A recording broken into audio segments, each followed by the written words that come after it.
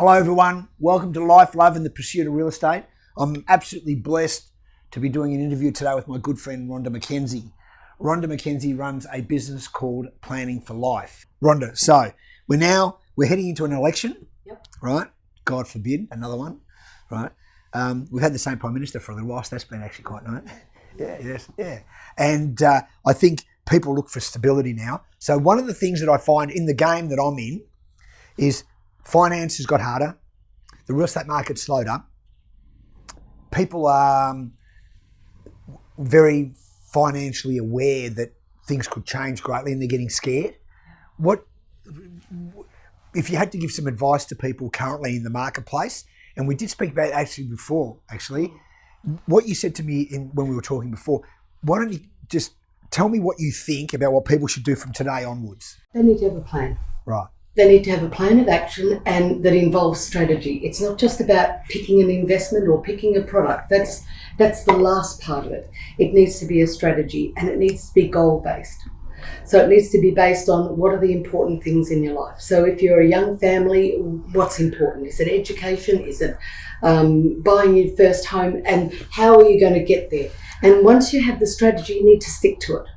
Don't listen to all the noise that's out there around with the market. Don't read the newspaper. Be consistent. Be consistent, because if you're a regular saver and if you're buying into something on a regular basis, you're buying in at different stages of the market anyway. Yep. So unless it's the day you need your money, it's not going to be a drama for you, whatever happens.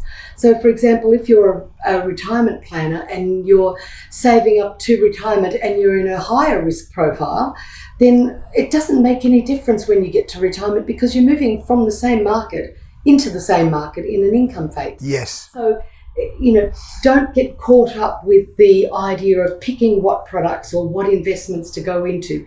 Get the strategy right first, and then everything else will fall into place. And I would still keep saying, don't listen to all the noise. Get advice from someone you trust. Get advice and follow the advice. And if you have any queries or any worries, go back to that person and satisfy them. Get those questions and that answered. But it's strategy.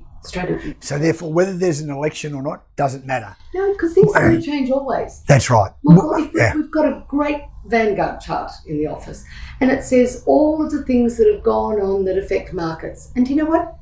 It doesn't change. It's just a different thing. That's right. So there's something happening all the time. So stay the course, understand what your goals are, understand how important they are to you. Yep. And then stick to a strategy. Modify it every now and then if it needs to, but stick to a strategy. I've always related the word consistent with success, and that's basically what you're saying. Yeah. So we've got to strategize, we've got to get a business plan and a life plan in place. Yep. That's probably why your business is called Planning for Life. Exactly. Good idea, right? And we've got to be consistent with it.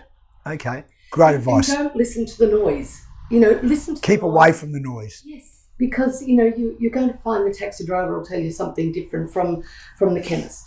Yeah. But is that your life? No, it's not. So why try and live somebody else's life? Get the strategy that suits you, work with that. If you're comfortable with it, then take the advice that goes with it and stay the course. Well, you've done that all the way along from when you had to go rent with the 3 girls and do all that and you put the $4,000 away in the bank. Yep. That's what you've done. So you do what you say. Yep.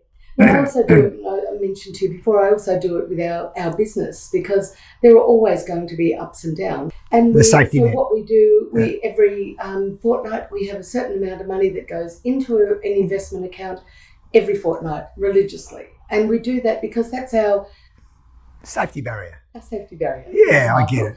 Yeah. That's our safety barrier. Yeah. And so, but it's also making sure that we take our own medicine, that we do what we say we're going to do too. Yeah. And I guess one of the philosophies in our business too is that we don't recommend anything that our family hasn't got. Right. Fantastic. And that is a really good quality control. Yeah, absolutely. And you can not sell it, but you can actually give that advice to people, say, listen, this is what we're doing. Yeah. Yeah, and it's working for us. That's great information. Thanks, Rhonda.